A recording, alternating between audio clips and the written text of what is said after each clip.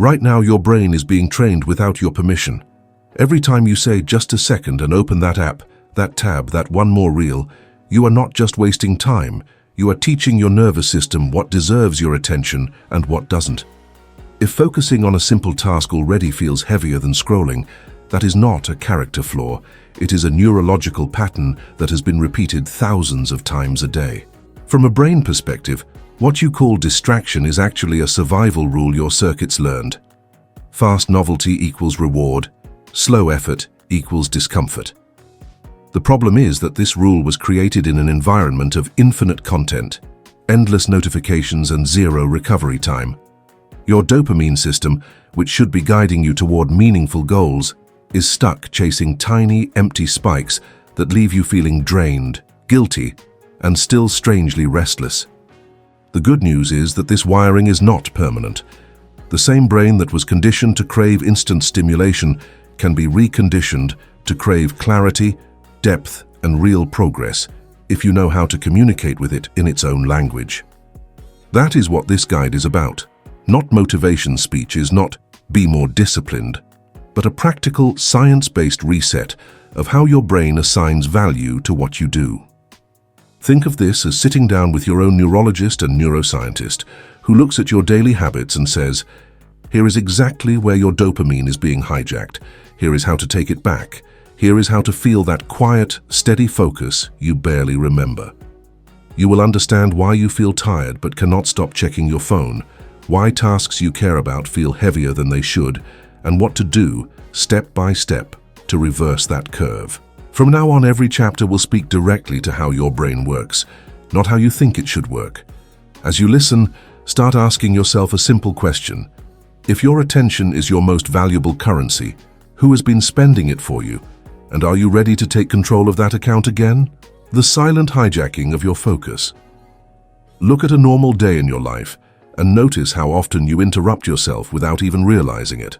You sit down to work, open one tab for something important, and your hand automatically opens a second, then a third. A notification lights up your phone, your eyes jump there before you even decide, and your brain receives a tiny pulse of relief, of something new just happened. None of this feels like a big deal in the moment, yet each of these micro moves is a signal to your nervous system about what truly matters. From a brain point of view, there is a simple rule. What is repeated becomes prioritized. Every quick check of messages teaches your circuits that short, fragmented information deserves top billing. Every just one more reel before I start trains your dopamine system to expect fast, high-contrast novelty before it allows you to begin a task. At the same time, every time you open a document, feel mild discomfort and escape to something easier, your brain quietly tags that deep task as unsafe, effortful, to be avoided. Over time, your internal reward map is inverted. Shallow, noisy, low-effort activities are registered as high value. Calm, single-task, high-effort activities are registered as low value. This is why sitting with one thing now feels heavier than it logically should. When you try to read, write, or study, your brain searches for the spike it has been trained to expect every few seconds. When it doesn't find that fast reward, it interprets the situation as wrong. You feel it as restlessness, irritability, a strong urge to reach for the phone just for a second. That sensation is not a moral failure, it is a conditioned withdrawal. Your brain is protesting the absence of the stimulation it got used to, the same way it would protest if you suddenly removed sugar after years of overconsumption. The hijacking is silent because it happens in microscopic steps. No one wakes up one day and decides to destroy their attention span.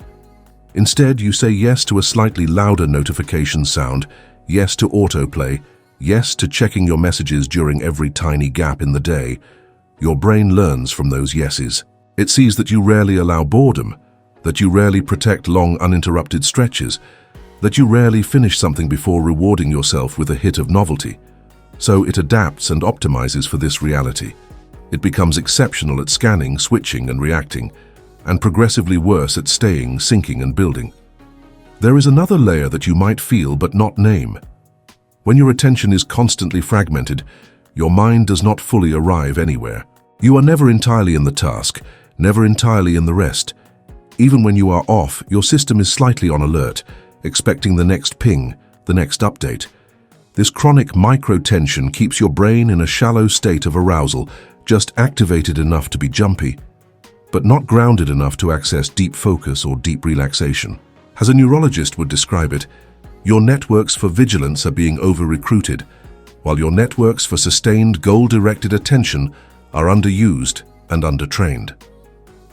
The result is a strange mix. You are tired, but you cannot stop checking things. You want to focus, but the moment you start, your mind pushes you towards something else.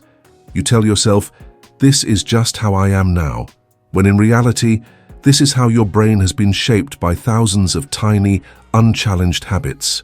That is the real cost of the silent hijack. You lose the felt sense that your attention belongs to you. It starts to feel like something that is constantly being pulled from the outside rather than directed from the inside. The first step to reversing this is precisely what you are doing here. Naming what is happening, seeing the mechanism clearly, and dropping the story that you are simply lazy or broken. Once you understand that your focus has been trained in a specific direction, you can start training it back. And to do that properly, you need to understand what is going on with the dopamine system that sits underneath these patterns, and why, at some point, dopamine stops feeling like pure motivation and starts feeling like constant noise.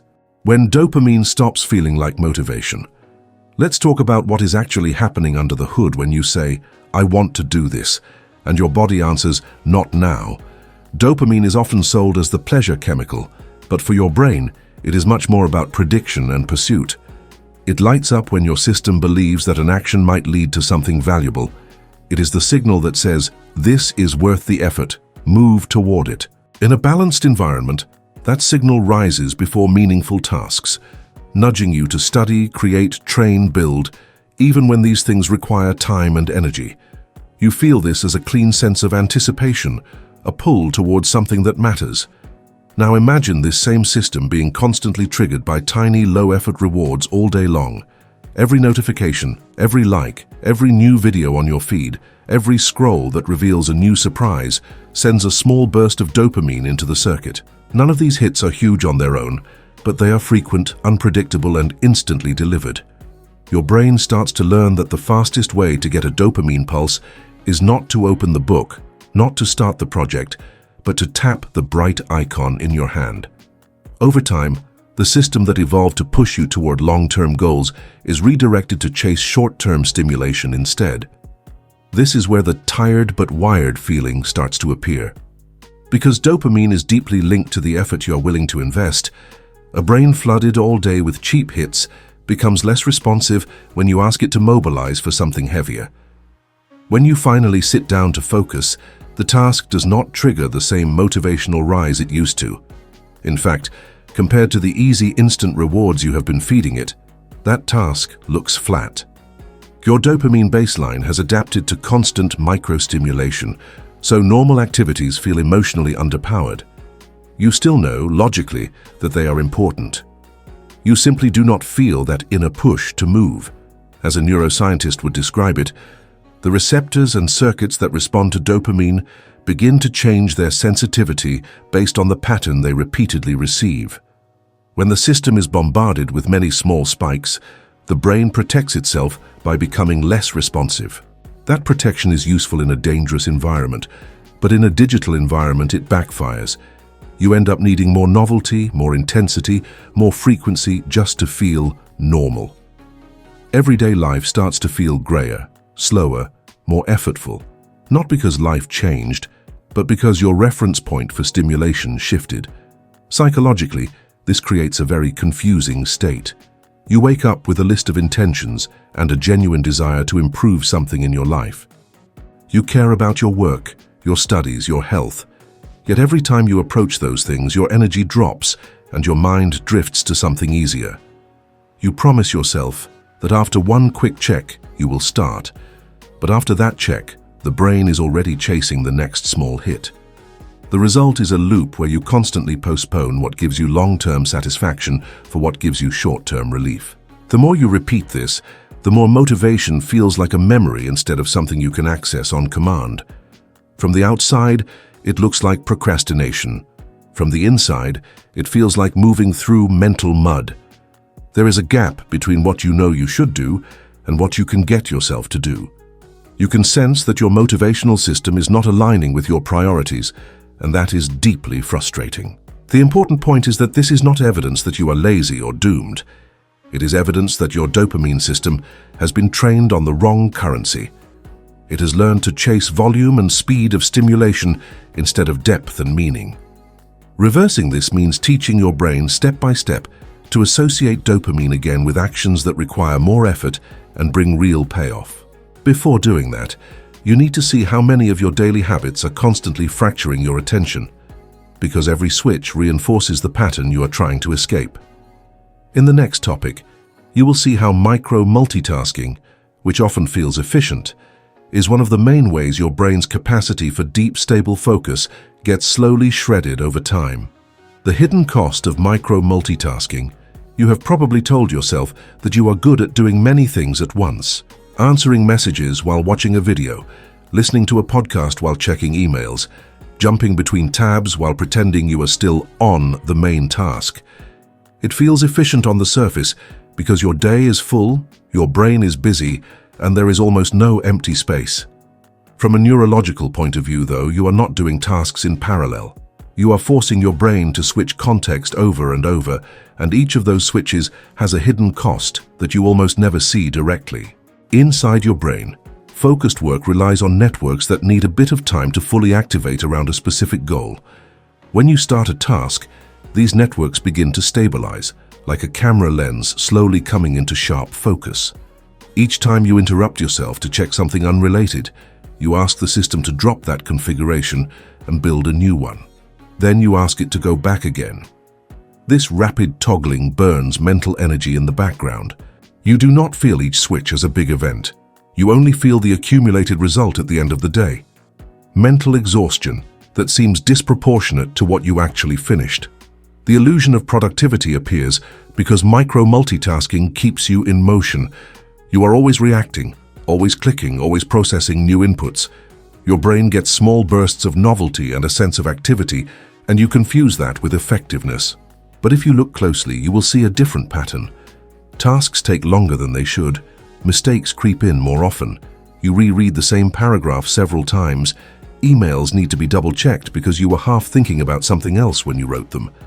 The time you think you are saving by juggling is quietly lost in rework, corrections, and reactivation. There is another, more subtle cost. Each time you abandon a task midway to satisfy a quick urge, you reinforce the habit of escape. Your brain starts to link the first sensation of mild discomfort or boredom with the reward of switching to something easier. Over weeks and months, this pairing becomes automatic. The moment a task reaches the point where real effort is required, your hand moves almost on its own toward the nearest source of easy stimulation. Micro-multitasking becomes not just something you do, but the script your nervous system follows whenever it feels challenged. From the standpoint of attention networks, this constant fragmentation weakens your ability to hold a stable mental representation of what you are doing. Deep work depends on keeping the task online in your working memory long enough for ideas to connect and solutions to emerge. If you keep tearing your focus away, those representations never fully develop. It is like trying to build a bridge while repeatedly dismantling the scaffolding. You feel busy the entire time, yet the structure never reaches the other side. Psychologically, this pattern is incredibly draining because it creates a conflict between intention and experience. You start the day with clear priorities, but by the afternoon you feel scattered and strangely unsatisfied. You are at your device all day, but there is little to point to that feels solid or complete. Your brain has spent hours in a shallow, high-noise mode that burns energy without delivering the calm satisfaction that comes from finishing something meaningful. Over time, this erodes your confidence in your own capacity to focus and finish, which makes it even easier to default to shallow tasks. The important thing to understand is that each of these small switches is a training repetition. You are teaching your brain to expect interruption, to prefer short loops, to avoid the stretch that deep focus requires. Breaking this cycle is not just about turning off notifications. It is about retraining the system to stay with one mental object long enough to feel the natural reward that comes when your mind fully locks in. To do that effectively, you first need to see where in your day your dopamine and attention rise, crash, and get pulled away. That starts with mapping your own patterns, which is exactly what you will do in the next topic, when you build your personal dopamine map of the day. Your personal dopamine map of the day. If you really want to reset your focus, you cannot treat your day as a blur. Your brain is not the same at 8 in the morning and at 10 at night, and your dopamine is not either. There are predictable peaks and crashes, moments when you are more vulnerable to distraction, and moments when you are naturally more capable of deep work. Most people move through these waves blindly, blaming themselves for lack of discipline, when in reality they are swimming against their own neurochemistry. Building your personal dopamine map is about finally seeing this terrain instead of walking through it with your eyes closed. Start by imagining your day as a timeline from wake-up to bedtime. On that line, there are specific points where you almost always reach for your phone without thinking, where your energy drops, where your cravings for stimulation spike. Maybe it is the moment you open your eyes and grab your device before you even sit up. Maybe it is just after lunch, when your mind feels foggy and you lean on social media to wake yourself up. Maybe it is late at night, when you are tired but still scrolling, chasing one more hit of novelty because your brain does not want to let the day end. Each of these moments is not random. They are conditioned junctions where dopamine, habit, and environment intersect. As a neuroscientist looking at your day, the question would not be, are you motivated or not, but when and where does your brain get its easiest dopamine? If the first big hit of the morning comes from notifications and not from a small, meaningful win, your system learns to anchor that spike to your phone. If your main afternoon relief comes from quick digital breaks instead of a walk, movement, or a real conversation, your brain learns that the path out of discomfort is always a screen. Over time, these repeated pairings create a map. Certain hours, places, and emotional states become tightly linked to certain sources of stimulation. To draw this map, you do not need an app or a lab. You need radical honesty for a couple of days. Notice what you instinctively do in the first 10 minutes after waking up, in the first break between tasks, when you feel stuck on something, when you are bored in a queue, when you feel awkward in a social situation, when you are lying in bed unable to sleep. In each of those micro windows, ask yourself, what am I reaching for, and what feeling am I trying to change? Often it is the same pattern repeating, escape from boredom, escape from anxiety, escape from effort. Once you start seeing these patterns, you will notice how they concentrate around certain triggers. Time of day is one, but so is place. Your desk, your couch, your bed, the bathroom, public transport, all carry their own associations. There are also emotional triggers. Feeling overwhelmed by a task, feeling criticized, feeling lonely, feeling underused.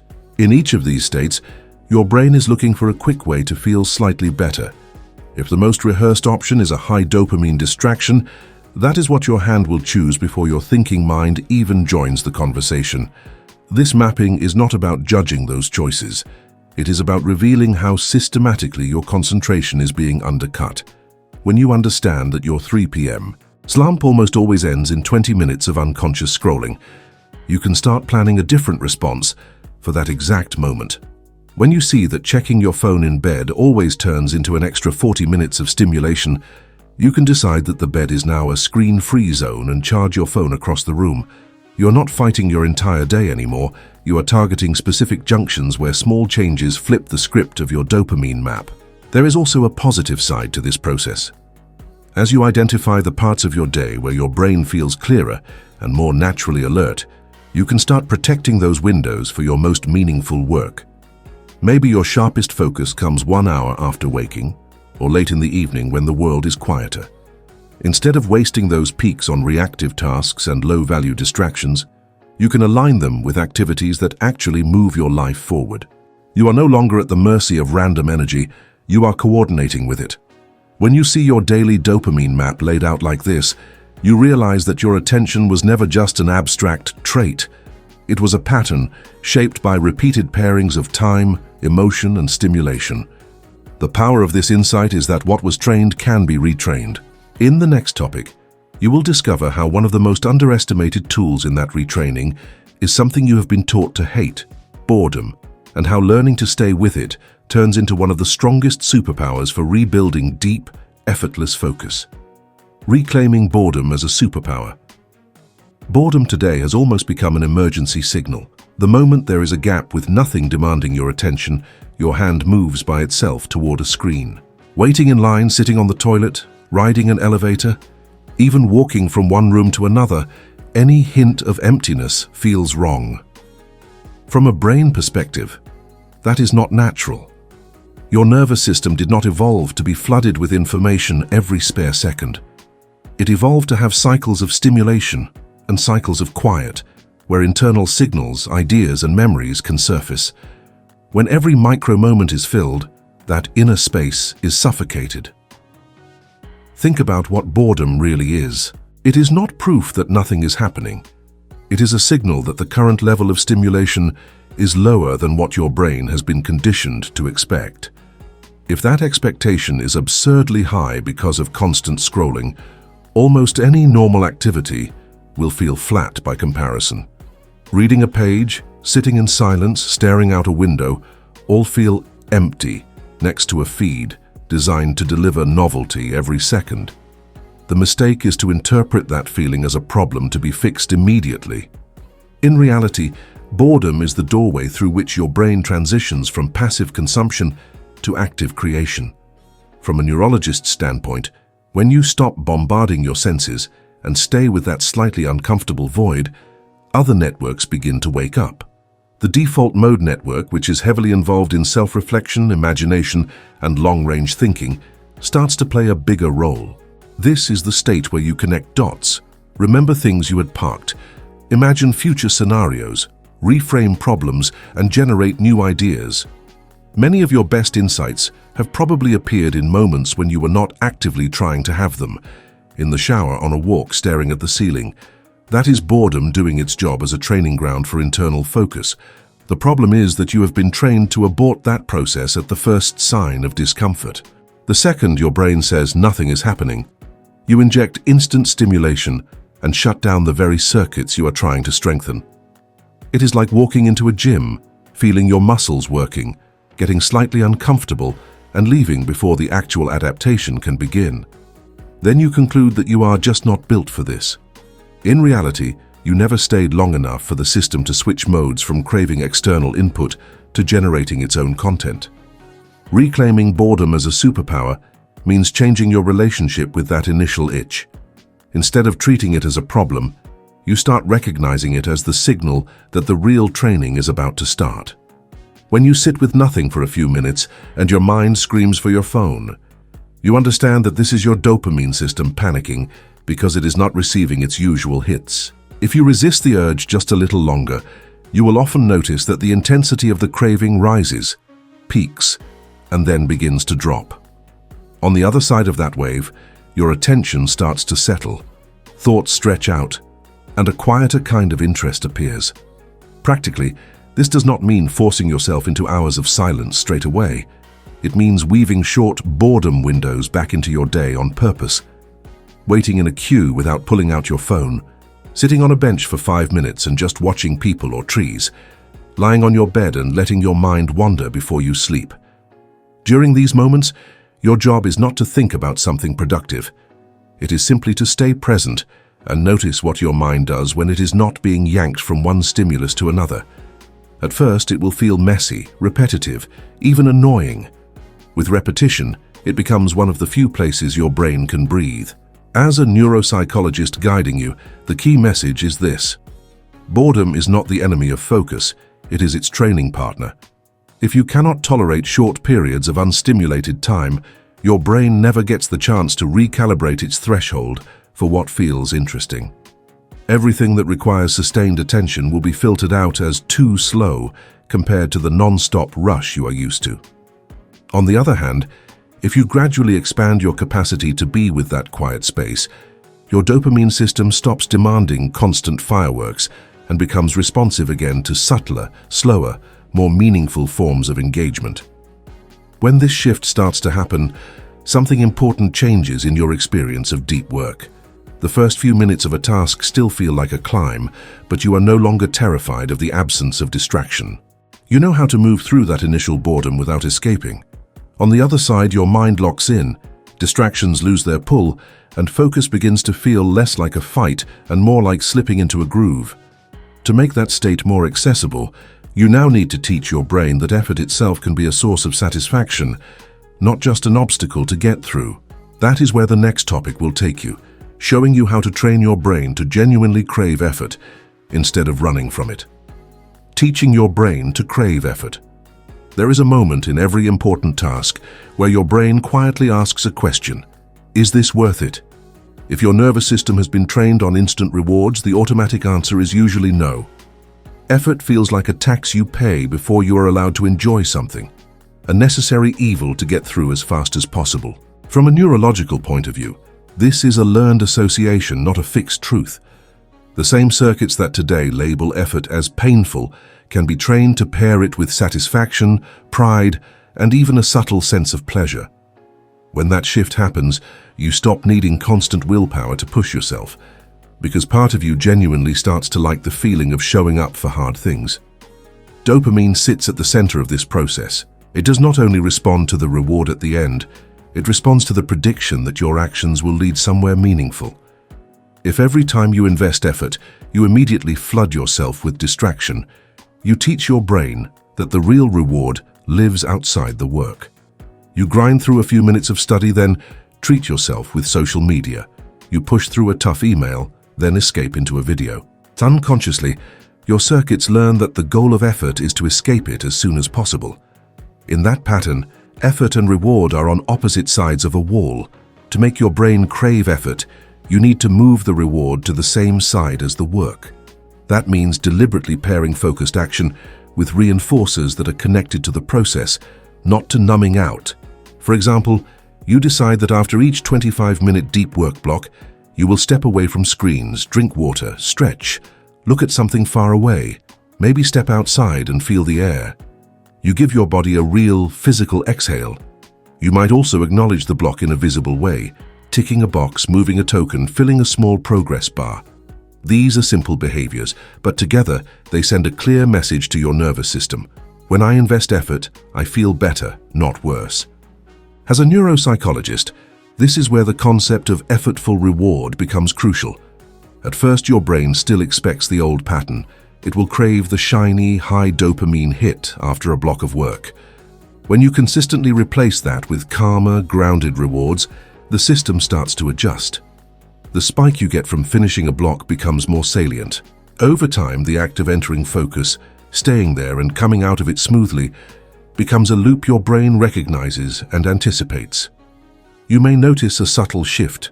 Instead of dreading the start, you begin to feel a small curiosity, even a mild pull, when it is time for your next block. This is not about forcing toxic productivity or glorifying burnout. Craving effort in a healthy way means your brain stops interpreting every challenge as a threat.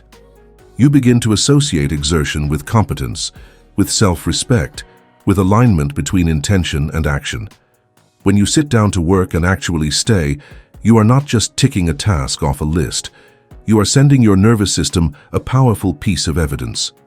When I decide to do something hard, I follow through and I feel better after. Repeating this message reshapes your identity at a deep level. Practically, you can start small. Pick one activity you want to rebuild your relationship with, like reading, studying, or a personal project. Set a very modest time frame, something your brain cannot reasonably panic about, like 10 or 15 minutes. During that window, you commit to staying with the task no matter how many urges to escape show up. When the timer ends, you do two things on purpose. You stop while it still feels manageable, and you give yourself a conscious, healthy reward. You notice how your body feels more grounded than if you had spent that time scrolling. You repeat this small ritual daily. Your brain starts to tag that combination of effort plus clean reward as a reliable source of well-being. As this association strengthens, something that once felt impossible starts to happen. You catch yourself looking forward to the session, not because it is always fun, but because you trust the aftertaste. You know that on the other side of that resistance, there is a clear head, a small dose of pride, the calming sense that you are not betraying your own priorities.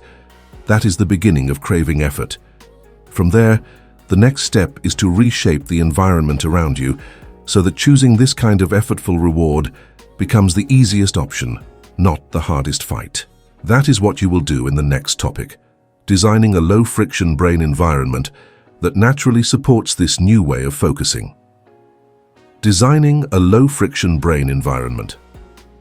At this point, you have probably noticed a pattern. Trying to change your brain while your environment stays the same is like trying to swim upstream with a backpack full of rocks. Every icon on your home screen, every notification sound, every object on your desk is either adding friction to focus or removing it. The goal is not to become a monk. It is to turn your surroundings into an ally, so that the easiest option in front of you is usually the one that protects your attention. When you do this well, you need far less willpower, because your space starts quietly nudging your brain toward the state you want. Start with your phone, because it is the most powerful remote control for your dopamine. Right now it is probably designed like an amusement park. Bright colors, red badges, apps that open to infinite feeds. A low-friction environment flips that logic.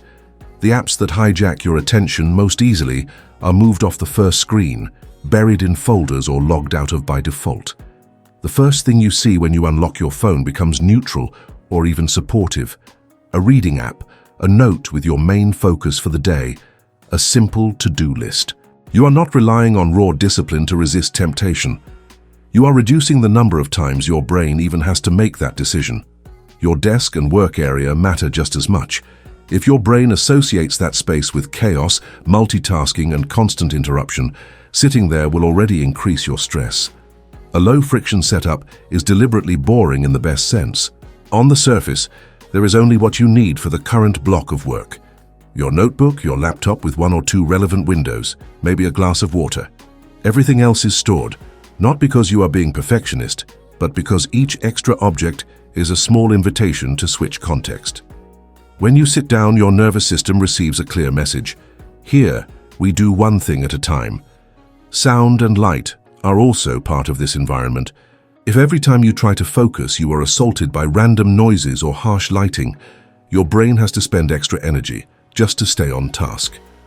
Whenever possible, choose lighting that feels warm and consistent, not blinding.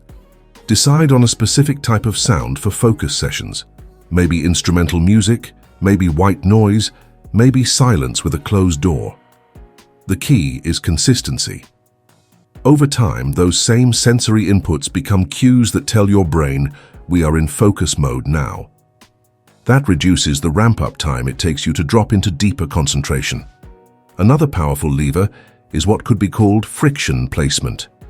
High dopamine distractions should be slightly harder to access, while deep work tools should be as close as possible. That might mean logging out of social accounts on your main browser and keeping them in a separate profile, so that opening them requires extra steps. It might mean turning your phone to airplane mode and leaving it in another room during focus blocks. On the other side, it could mean pinning the document you are working on to your taskbar, keeping your book physically open on your desk, or having your journal and pen ready where you drink your morning coffee. You are making the right action feel like the path of least resistance. Think also about social friction. If your environment is full of people who interrupt you without warning, your brain will never feel safe enough to sink into deep focus.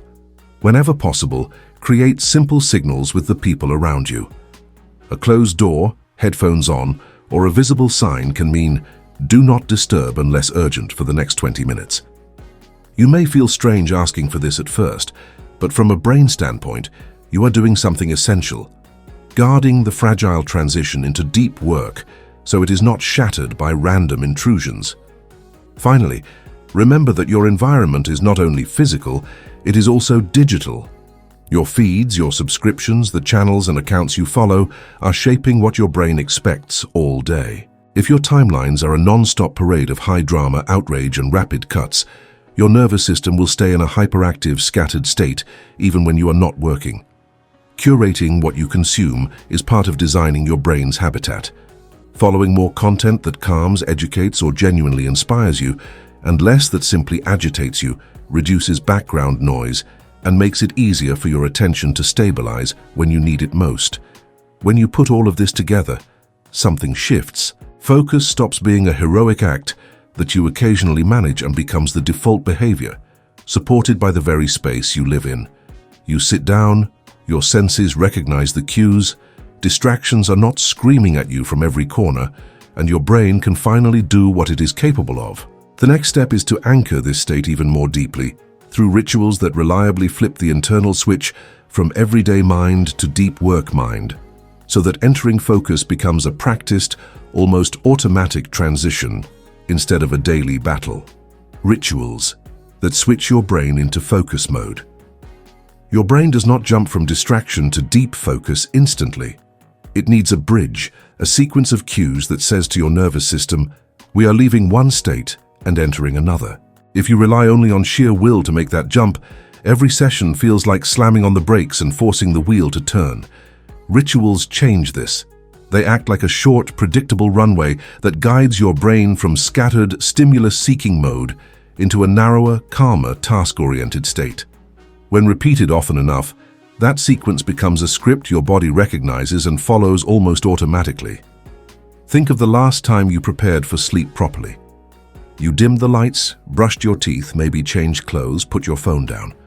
After a while, your body learns that these actions precede rest, and simply starting them makes you feel more tired. Focus rituals work similarly, but in the opposite direction. The moment you begin them, your system starts shifting toward alert, intentional attention. Instead of treating each work block as a random event, you turn it into something your brain can anticipate and prepare for. A simple focus ritual can be broken into 3 parts: clearing, queuing, and committing. Clearing means removing immediate interference. You close the extra tabs, put your phone face down in another place, pick one task instead of 5. You take 10 or 20 seconds to literally tidy the small area in front of you, so your visual field is not screaming for attention. This is not just about neatness. You are signaling to your brain, noise is being reduced, something specific is about to happen here. Queuing is where you bring in consistent sensory signals. You might always sit in the same chair, adjust the light to a certain level, and put on a specific type of sound. Maybe it is low instrumental music, maybe it is a particular playlist that you use only for work, maybe it is simply silence with noise-blocking headphones. You can add a short breathing pattern, like 5 slow inhales and exhales, or a simple stretch that opens your chest and straightens your posture. Over time, these sensory and physical elements become strongly associated with entering focus, so just beginning them starts to quiet background chatter and anchor your attention. Committing is the last piece, and it is psychological. Before you start, you decide on the exact task and a clear time frame. You might say out loud, for the next 25 minutes I am only working on this chapter, or until this timer ends, I am only solving these problems. You are not negotiating with yourself about everything you could do. You are making a small, specific agreement. As a neuropsychologist, this is crucial because it narrows the field of possible actions. Your prefrontal cortex, which manages planning and self-control, has a much easier job when it is holding one intention instead of wrestling with 10 competing priorities.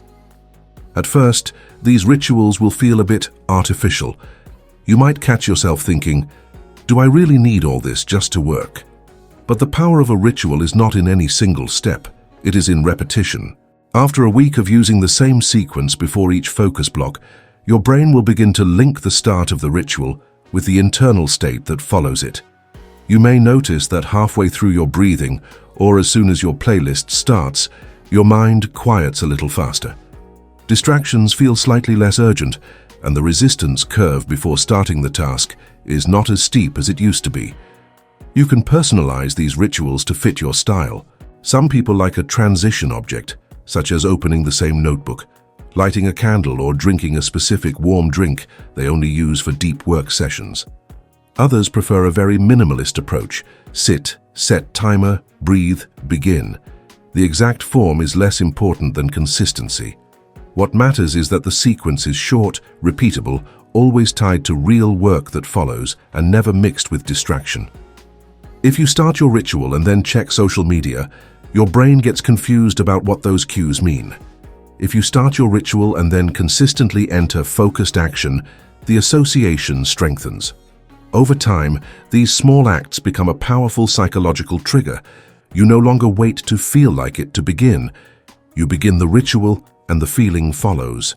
On days when your motivation is low, the ritual carries you across that gap. On days when your mind is noisy, the familiar steps act as rails that keep you from drifting off the track. You are teaching your brain that focus is not a mysterious mood, but a state you can deliberately enter with the right sequence of signals. When this starts working, focus sessions feel less like wrestling yourself and more like stepping into a well-worn path. Of course, distractions will still appear, but they will have to fight against a structured entry, not a chaotic start. To make all this sustainable, you need to respect the natural adaptation period your brain goes through as you change these habits. That means understanding the next phase, the 14-day focus adaptation window, where discomfort, cravings, and restlessness are not signs of failure, but clear evidence that your neural circuits are actually updating. The 14-day focus adaptation window. Every time you change how you use your brain, it goes through an adaptation period. The problem is that most people mistake this window for proof that the change is not working. You decide to cut down on distractions, build focus rituals, stretch your attention. Suddenly you feel more restless, more irritated, more aware of every urge to check your phone. It is tempting to think, I was calmer before, this is making things worse. From a neurological point of view, what is happening is the opposite. Your nervous system is waking up to patterns it used to follow on autopilot, and that increase in awareness is the first sign that circuits are starting to reconfigure. In the first few days of a genuine focus reset, expect friction. Your brain has been trained to expect frequent dopamine hits from quick checks, notifications, and micro-escapes. When you withdraw even part of that supply, your system reacts just like it would with any habit it has been leaning on too heavily. You feel cravings to open certain apps, a strong pull to just peek at messages, a weird sense of emptiness when you try to do one task without interruption. This is not you getting worse. This is your reward system protesting the loss of its easiest source of stimulation. It is uncomfortable, but it is also predictable and temporary. Think of the 14-day window as physical therapy for your attention. The first sessions do not feel graceful. Muscles that were underused ache when you ask them to work again. Movements that should be natural feel clumsy. The same thing happens with focus. When you sit down for a 20 or 30-minute deep work block, your brain, which is used to switching tasks every 30 seconds, will resist. Thoughts will multiply, urges will spike, time will feel slower. If you interpret this as failure, you will stop right when the real adaptation is about to begin. If you see it as a necessary stage, you can stay long enough for your circuits to start recalibrating. Around days 4 to 7, something interesting often happens. The initial intensity of cravings begins to drop a little, but a different challenge appears. Emotional resistance. You might feel a wave of boredom, self-doubt, or even mild anxiety when you try to focus. Your mind throws up old stories. This is pointless. I am too far behind. I can't do deep work. It's not my style. This is your psychological layer catching up with the neurological shift. You are removing the easy escapes that kept you numb to these feelings, so they surface more clearly. It can be tempting to run back to your old patterns just to mute them again. This is where having a clear map of the adaptation window helps. When you know that increased discomfort is part of the recalibration, you can name it instead of identifying with it. You notice the urge to quit and think, this is my brain asking for the old pattern, not a sign that I am incapable. You notice the boredom and reframe it as the nervous system trying to find a new baseline without constant stimulation. Each time you ride out one of these waves without immediately escaping into distraction, you are giving your brain a new experience. Effort plus discomfort does not equal danger, it equals growth. By the second week, small but real signs of change usually appear. The first few minutes of a focus block are still a bit rough, but once you pass that threshold, your attention starts to hold more steadily. Tasks that felt unbearable for 10 minutes become manageable for 25. You may notice that you are slightly less reactive to every notification, or that you delay checking your phone without as much inner drama. Your sleep might improve because your brain is not being hammered with high-intensity stimuli right before bed. These are the early benefits of a nervous system that is no longer being yanked around every few seconds. It is crucial not to chase perfection during this phase. You will slip. You will have days where you fall back into old scrolling loops or abandon your rituals halfway. What matters is what you do next. If you interpret every slip as "I ruined it," you guarantee a spiral back into old habits. If you see each slip as data, as feedback about where your dopamine triggers are still strongest, you can adjust and continue. You are building a relationship of trust with your own attention, and trust is built through consistent returns, not flawless performance. Viewing this 14-day window through a neuroscientific lens turns it from a mysterious struggle into a clear process. In the beginning, noise increases because you are no longer sedating it with distraction. Then, as you stick with new behaviors, your circuits adapt, sensitivity resets, and the effort required to enter focus starts to drop. The key is to stay curious and compassionate with yourself while the system rewires. And since no change journey is perfectly linear, the next essential piece is learning how to handle the inevitable relapses without guilt, so they become brief detours instead of full returns to the old way of living. Relapse. Without guilt, the neuroscience of getting back on track. No matter how strong your reset is, there will be days when you slip.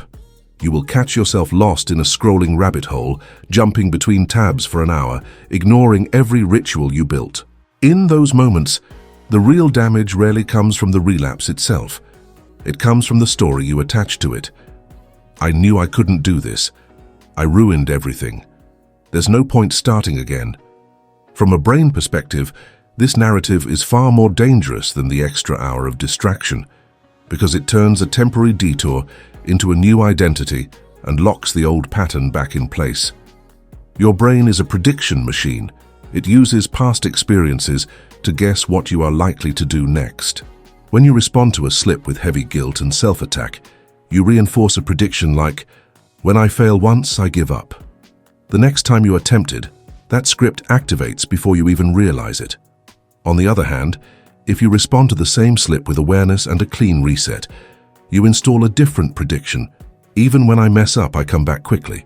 With repetition, your nervous system begins to expect recovery instead of collapse. That expectation changes your behavior more than any motivational speech.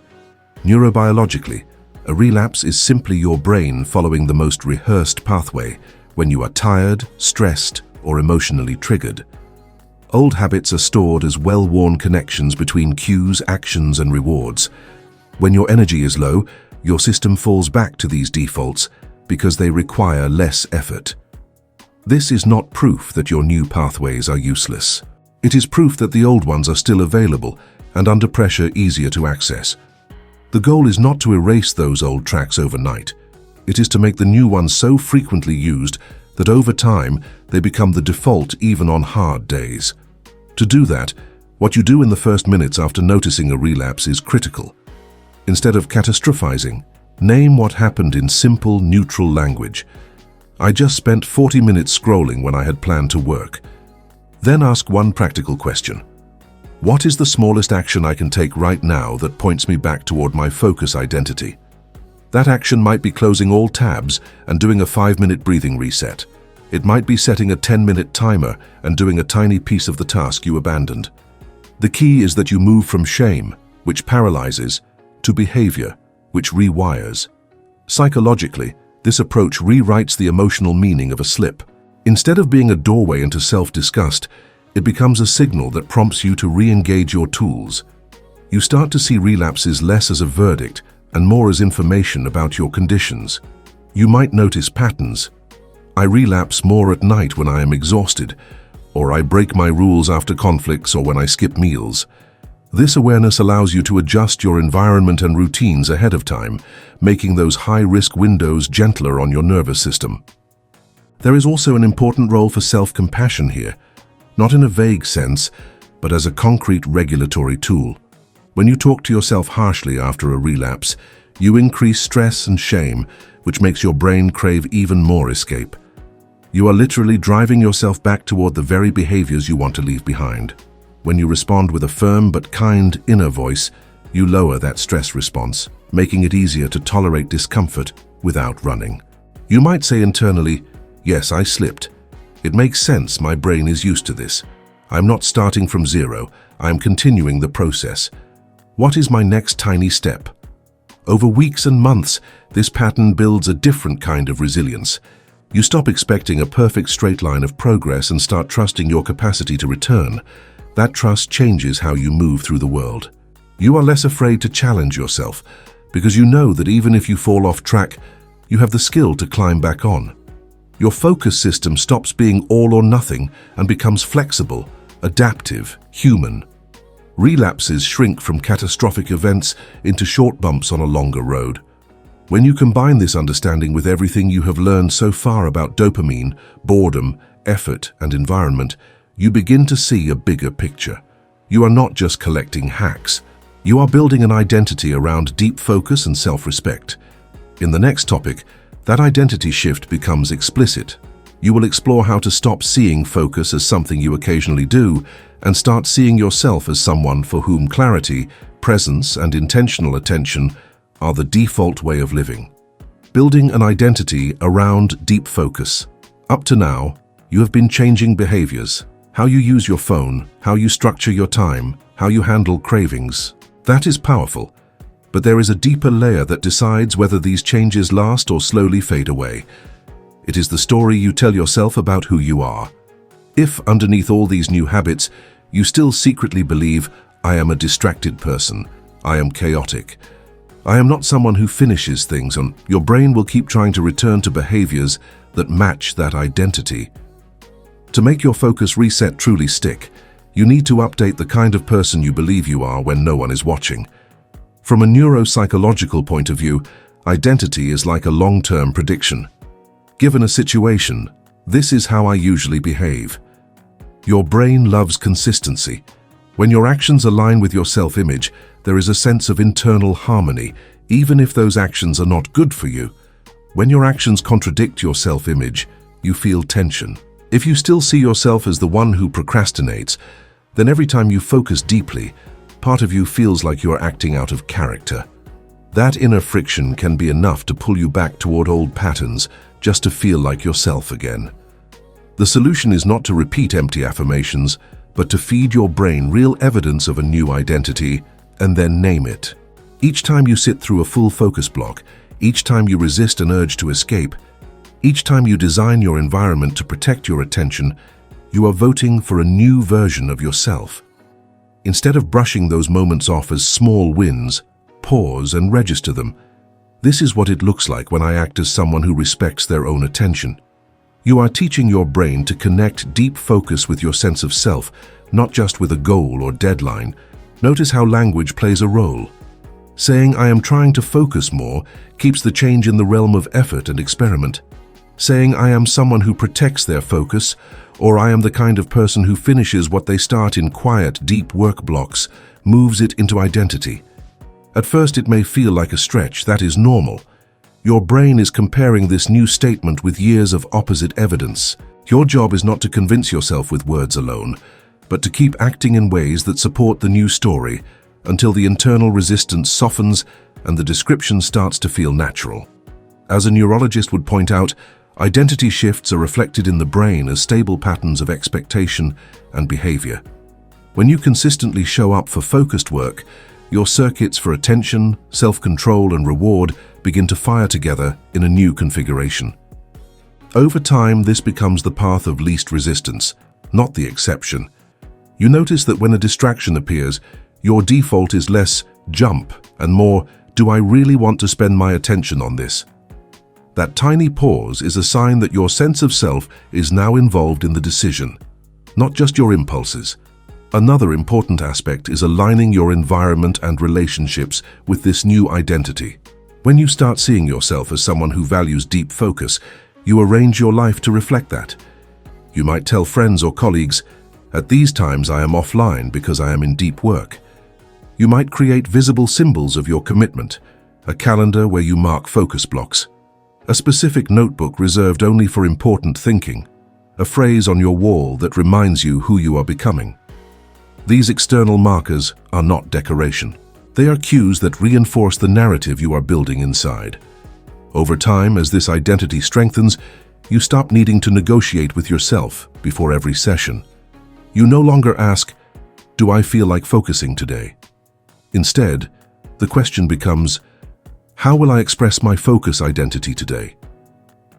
Some days that expression is a long, intense stretch of work. Other days it is a short, honest block in the middle of a busy schedule. What remains constant is that you keep the thread unbroken. You show up in some way, because not showing up feels out of character. When your behavior, your environment, and your self-image all point in the same direction, focus stops being a project and becomes a trait.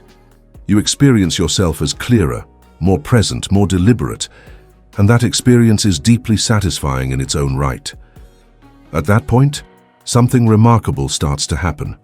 Your brain does not just obey your decision to focus, it begins to prefer it. And that is where the final chapter of this journey leads, to the moment when your nervous system naturally starts choosing focus over empty stimulation, without you having to fight for it every single time. The moment your brain starts choosing focus for you. There comes a point in this process where something subtle but powerful shifts. At the beginning, every focus block felt like a fight. You had to drag your attention away from instant rewards, argue with yourself, use rituals and timers just to stay with one task.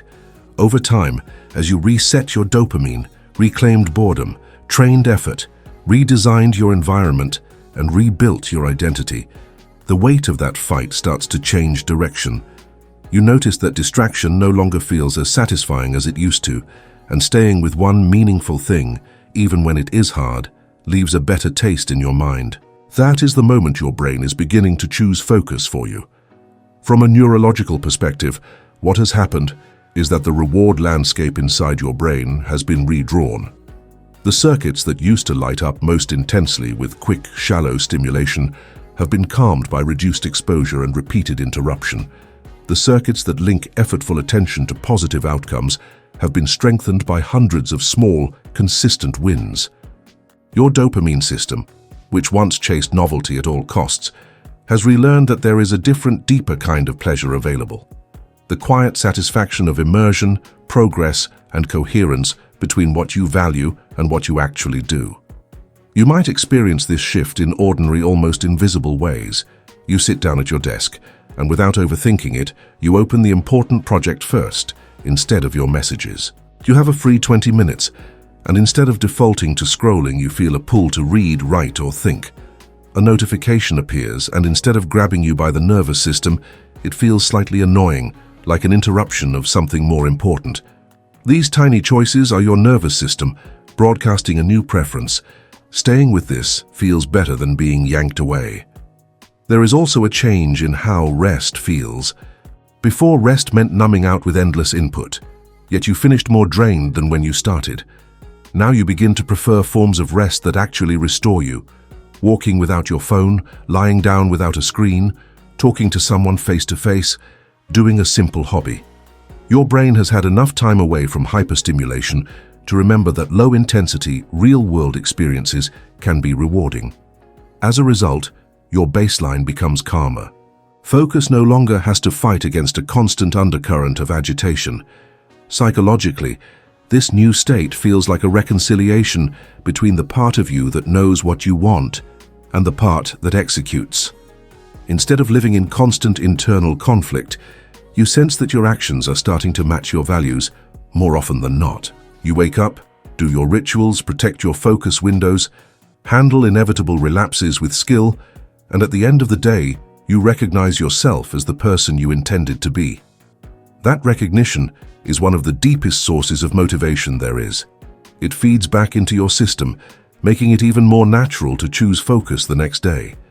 This does not mean you become immune to distraction or that you never have scattered days again.